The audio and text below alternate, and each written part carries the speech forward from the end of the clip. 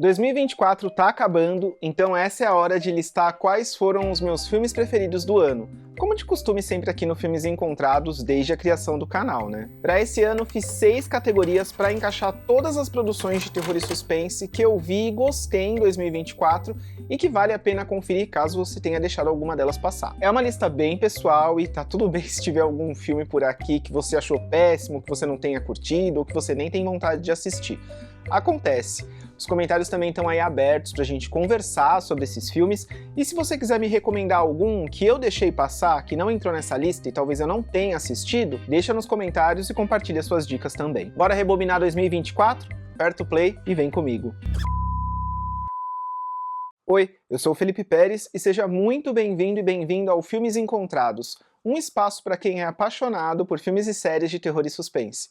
Se esse é seu primeiro vídeo por aqui, já te convido a se inscrever e ativar o sininho de notificações, porque toda semana tem conteúdo novo. E em 2025 vem muito mais por aí. A primeira das 6 categorias que eu preparei é de continuações, sequências aí que surpreenderam ao entregar um novo capítulo interessante dentro de sua respectiva franquia. E para essa categoria, eu escolhi 3 filmes, sendo 2 deles que eu acho que é mais unânime, assim, que muita gente curtiu, e um outro que dividiu um pouco a opinião do público enquanto estava em cartaz. Já vou abrir com a continuação que pra mim foi a melhor de 2024. Sorria 2, do diretor Parker Finn. Até porque, depois de rever mais de 3 vezes, além das 2 que eu assisti no cinema, eu cheguei à conclusão que eu gostei muito mais desse do que do primeiro. Where do I even begin? This movie's crazy. You're jumping, you're screaming. A história é sobre uma cantora pop que se vê presa em uma maldição ao mesmo tempo que tenta lidar com um trauma do passado, levou a premissa do primeiro filme a um outro nível. Além, claro, também de apresentar aí uma protagonista extremamente carismática, a Sky Riley, que a gente torce muito por ela enquanto vai acompanhando a história, e torce, né, para que ela tenha um desfecho feliz. Fora as músicas do filme que são muito viciantes. Um trabalho de entrega brilhante da Naomi Scott, seja atuando, cantando ou performando no palco. It's just so unhinged. Stop smiling at me! O EP da trilha sonora com as músicas da Sky, a personagem do filme, é muito bom e provavelmente foi um dos discos que eu mais escutei nas plataformas digitais esse ano. Inclusive, queria muito que tivesse tido aí um lançamento em mídia física, seja em vinil ou CD, mas não aconteceu, né? Espero que venha aí em 2025, quem sabe. Ainda sobre Sorria 2, vale muito destacar a incrível cena de abertura que é apresentada como um plano sequência intenso e sangrento que faz a ponte aí entre as histórias do primeiro e do segundo filme, ao trazer de volta o ator Kyle Garner como Joe. Outras 2 boas continuações bem legais que também 2024 trouxe foi Alien Romulus, do diretor Fede Alvarez, que esse eu até já estava com as expectativas altas e ainda assim todas as minhas expectativas foram superadas. E também Terrifier 3, do diretor Damien Leone, que nos brindou aí com novos momentos perturbadores que só o palhaço arte é capaz de proporcionar. Muita gente não curtiu esse terceiro capítulo, principalmente por conta do roteiro, que achou que não agregou tanto assim, mas pra mim o filme entregou o que prometeu. You survived the most famous serial killer since Jack the Ripper. The 5-year anniversary is coming up. I think a lot of people would really like to hear from you after all this time. Para fechar essa categoria, vale uma menção honrosa para um documentário que não é exatamente uma continuação, mas aborda todas as continuações de uma franquia icônica. Então acho que fazia sentido encaixar ele aqui, porque ele não se encaixava tanto assim nas outras categorias que eu preparei para esse vídeo. É o documentário Doc of Chuck, que conta aí com quase 5 horas de duração e trouxe diversos detalhes, curiosidades e um olhar mais aprofundado a cada capítulo da franquia Brinquedo Assassino, franquia iniciada lá em 88, e que segue viva até hoje, sempre se reinventando. A gente até teve um documentário recente aí, acho que foi de 2022, que foi o Living with Chuck, mas acho que o Doc of Chuck vai além do fator nostalgia e mergulha de fato nos bastidores e histórias de cada filme. Quem ama a franquia é obrigatório. You wanna play? He's part of horror history.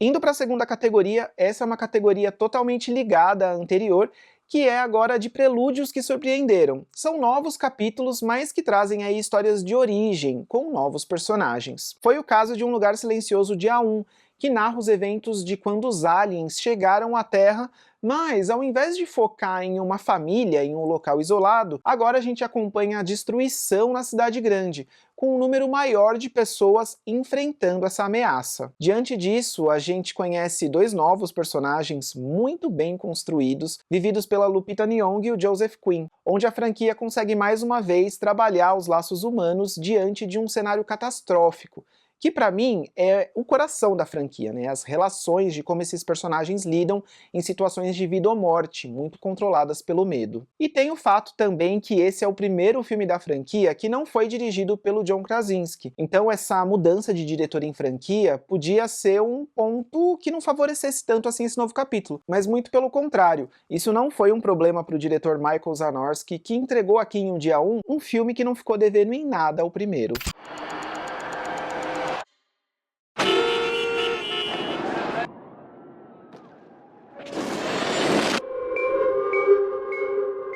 E outro prelúdio que eu amei foi A Primeira Profecia, longa dirigido pela Arkasha Stevenson e que eu não tava dando nada pelos trailers e foi uma baita surpresa, né? Um murro na minha cara quando eu fui de fato lá assistir o filme no cinema. Um filme cheio de personalidade, ousado e que ainda deixou portas abertas para novos capítulos em paralelo aos longas originais da franquia.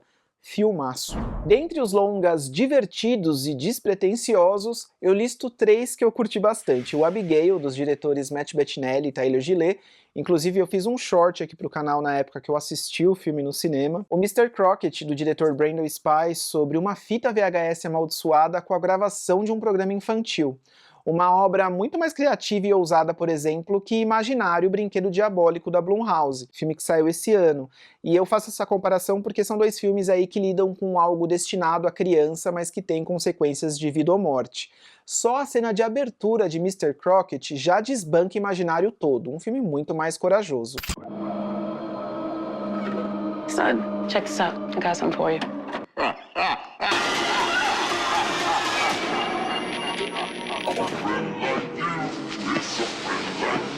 E para não deixar de fora os filmes da Netflix, eu trago para essa categoria, né, de filme despretensioso e divertido, o Sob as Águas do Senna, que eu assisti também achando que seria muito ruim, e por fim foi super divertido e tenso. Eu adoro filmes de tubarão, então aqui em casa foi um hit. Agora, uma categoria que eu gosto muito e que fazia muito sentido criar para esse vídeo, porque engloba vários filmes que eu gostei desse ano, é a de famílias problemáticas. Daddy's Head conta a história de uma mulher que se vê em uma situação difícil após a morte do marido, que deixou seu filho pequeno. E aí ela precisa decidir se vai criar a criança, e no meio disso algo sobrenatural passa a tomar conta da rotina da casa. Esse eu assisti à noite e tomei uns sustos que, olha... Já Uma Família Feliz é um filme brasileiro que teve roteiro aí do autor Rafael Montes, mesmo autor de Bom Dia Verônica, onde a gente acompanha o desgaste dos laços de uma família que na superfície respirava a perfeição, mas que dia após dia essa perfeição vai ruindo, em meio à desconfiança, paranoia e segredos de morte. Curioso aqui que Uma Família Feliz fez o caminho inverso do que normalmente acontece. O Rafael Montes primeiro escreveu o roteiro do filme e depois expandiu essa história ainda mais ao escrever o livro, dando aí mais detalhes aos personagens e situações da história. Foi muito legal ver a entrega da Grazi Mazzafera como protagonista de uma história sinistra, sendo ela aí uma atriz abertamente apaixonada por filmes de terror. Você foi fazer suspense, então, é isso? Amém. Então eu trouxe um contrato aqui rapidinho Boa, pra é você agora. assinar. Vamos fazer um terror? Projeto. Eu queria ser uma possuída. Um exorcista, uma louca, tipo, bem psicose. Espero que ela faça aí mais filmes de gênero nos próximos anos. Um que eu assisti no cinema também esse ano e passou um pouco desapercebido foi A Semente do Mal, escrito e dirigido por Gabriel Abrantes. Esse filme conta a história de um homem que acaba descobrindo mais sobre sua família biológica e, com isso, segredos perturbadores sobre seu passado e seu nascimento vêm à tona. O terceiro ato desse filme é uma loucura que você desacredita no que tá vendo. Você até...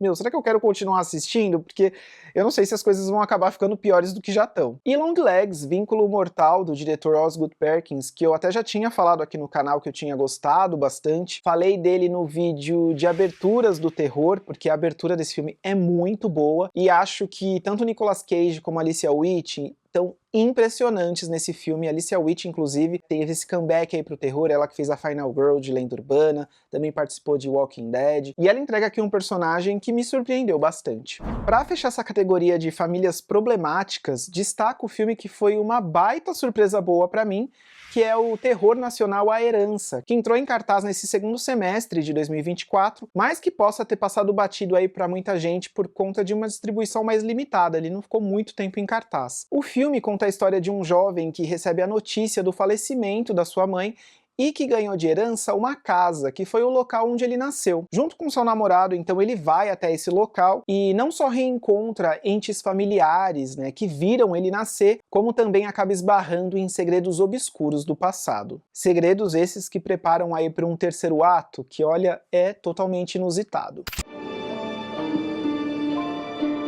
Thomas? Você tem 2 tias que ainda moram nessa região. Foram essas tias que falaram de você pra mim.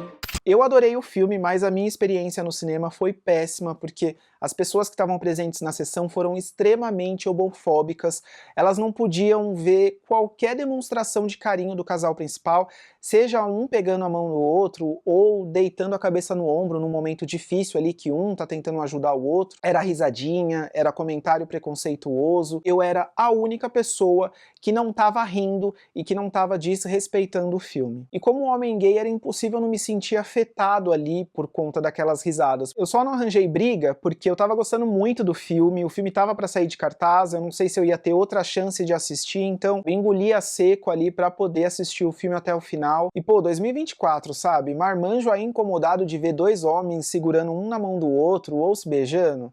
Ah, vai se fuder. Não! Essa é a cadeira da mamãe. É a Hilda? Sim. É a mamãe. Tentei descobrir se já entrou em alguma plataforma, se está disponível para locação, mas ainda não consegui encontrar nenhuma informação a respeito disso. Acho que o filme ainda vai ser disponibilizado para locação, e eu quero muito rever esse filme sem gente ignorante aí dando risada ou fazendo comentário preconceituoso. E A Herança é muito legal porque, apesar de trazer uma história sobrenatural que a gente já viu em outros filmes, né? Essa pegada de casa mal assombrada, com um segredo obscuro, tem algo de errado ali, algo muito pesado aconteceu no passado, enfim, a gente já viu vários filmes de terror com essa pegada, mas aqui a gente tem um casal gay como protagonista, e diversas das situações do filme são vivências muito específicas, né? No caso, por exemplo, dele chegar lá com o namorado e apresentar pras tias, fica aquela coisa de tipo, ah, ele é meu amigo, ele não é meu namorado. Esse clima estranho que só os casais LGBTQIAPN+, sentem, passam por situações desse tipo, então é um filme que eu curti muito por trazer essas vivências específicas. Foi muito legal ver aí esse protagonismo nessa história de terror sobrenatural. Você tá bonito, tá forte quando ele cresceu. Ai, a mamãe ia ficar muito feliz de te ver. Eu acho que você não deve se lembrar quase nada dessa casa, né? Sabe, com a sua chegada as coisas não mudam. Bora para a penúltima categoria? Essa é a categoria pesou o clima, porque aqui, quando as coisas começam a dar errado, elas não param mais. E quando você acha que não pode piorar para os personagens, piora e muito. Vou até tentar falar bem por cima para não estragar nenhuma surpresa, beleza? O espanhol La Mesita del Comedor traz a história de um casal em crise cuja vida vira de ponta cabeça após um terrível acidente sangrento. Sabe aquele filme que você não tem ideia para onde vai e as coisas vão ficando cada vez mais bizarras e perturbadoras? É esse filme aqui. O francês Mads, que começa com um jovem tendo um encontro inesperado na estrada e que vai mudar completamente o rumo da noite dele. Noite essa que nos é apresentada em tempo real, como se fosse um plano sequência. E eu digo como se fosse porque ele tem umas trucagens na montagem, muito bem realizadas, vale ressaltar, mas a história é apresentada ali em tempo real como se realmente fosse um plano contínuo, ininterrupto. E é um filme que, além de te deixar muito agoniado com as situações apresentadas, ele consegue entregar uma experiência sensorial que brinca com a gente, quase te colocando dentro do filme, seja com uma simples máscara que entra em cena, ou mesmo por conta das luzes e do som. Acho que eu não tinha uma experiência sensorial como essa desde Clímax, do Gaspar Noé, que tem vídeo aqui no canal onde eu explico melhor o surto que foi assistir esse filme e da dor de cabeça que eu fiquei depois que eu assisti. Vou deixar o link na descrição.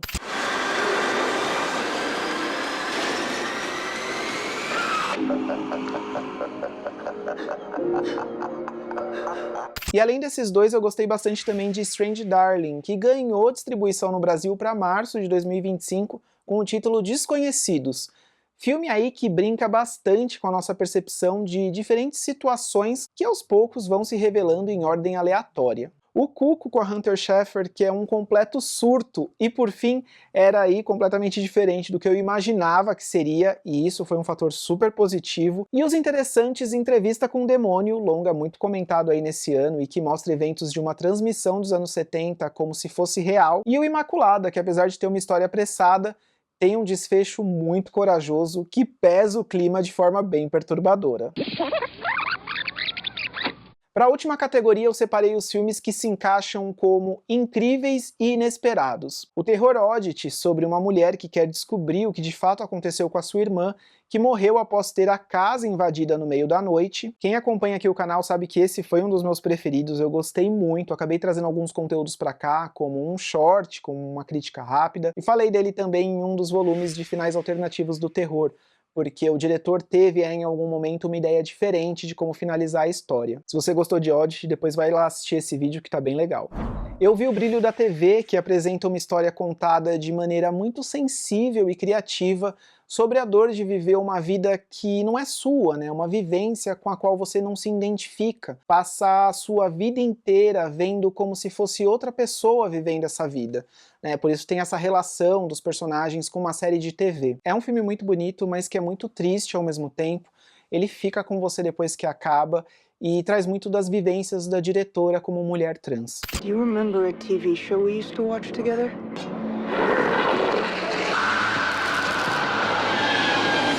What if I really was someone else?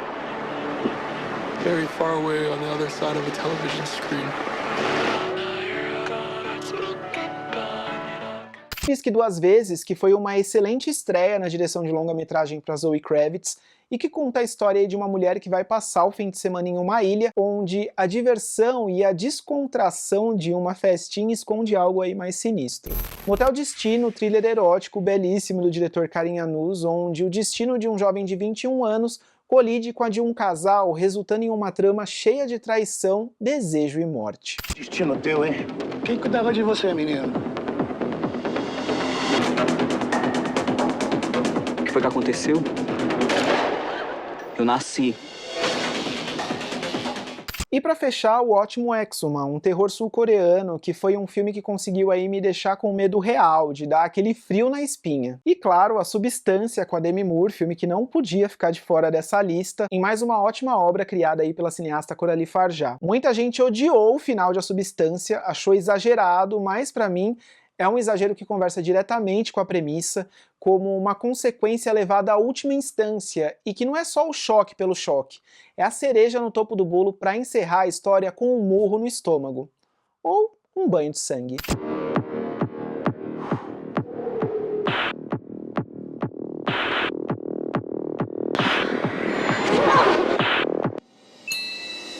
Esses foram os meus filmes preferidos de 2024, já aproveito o gancho desse vídeo para me contar nos comentários quais foram os seus preferidos desse ano. Muito obrigado por ter acompanhado o canal esse ano, que foi super especial aqui pro Filmes Encontrados, mas se esse foi o seu primeiro vídeo, espero que você tenha curtido, já fica aqui o convite para você se inscrever, porque em 2025 o Filmes Encontrados vai continuar firme e forte. Uma ótima virada de ano para você e a gente se encontra lá em 2025. Até lá!